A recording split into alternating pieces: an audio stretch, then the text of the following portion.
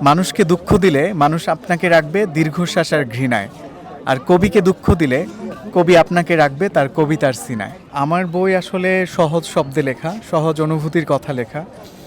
যে দুঃখটা আমরা আসলে খুব আপন মানুষকে বলতে চাই, যেই উচ্ছ্বাস হাসি আনন্দটা আমরা অন্যের সাথে শেয়ার করতে চাই, সেগুলোই মূলত আমি শব্দবন্দি করার চেষ্টা করি আর কি।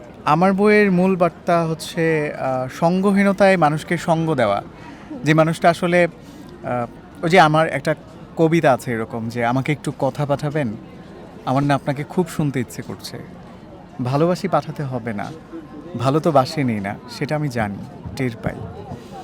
ভালো যে বাসেন না সেটাই বলে পাঠান, আমাকে অপছন্দ আপনার, অন্তত এইটুকুই বলে পাঠান, তবুও একটু কথা পাঠান প্লিজ।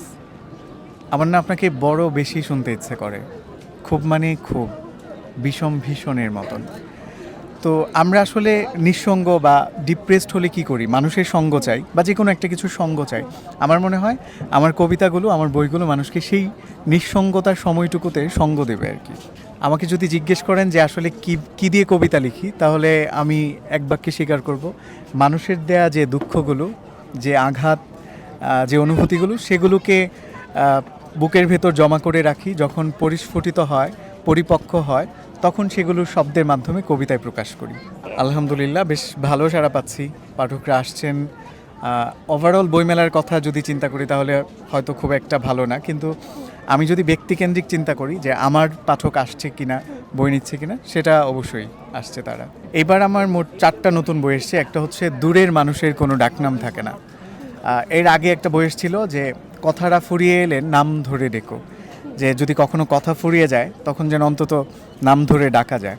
তো ওইটার সিকোয়েন্সে আমি লিখেছি যে দূরের মানুষের কোনো ডাকনাম থাকে না, যে আপনি তো আমাকে ডাকতে বললেন, কিন্তু আমার তো কোনো ডাকনামই নাই, আমি আসলে কি নামে ডাকবো। এছাড়া আমার আরও 3টা বই, যেমন আমি তার নিদারুণ অবহেলা, আজ তার মন খারাপ, আর হচ্ছে আমারে ভুইলা যায় না। এই 4টা বই এসছে।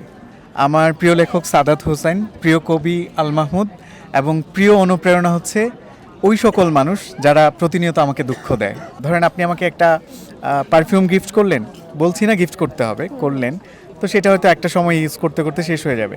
এই ভাই আমাকে আতর গিফট করলো, এটাও ফুরিয়ে যাবে। কেউ একটা গোলাপ দিয়ে গেল, এটা শুকিয়ে যাবে।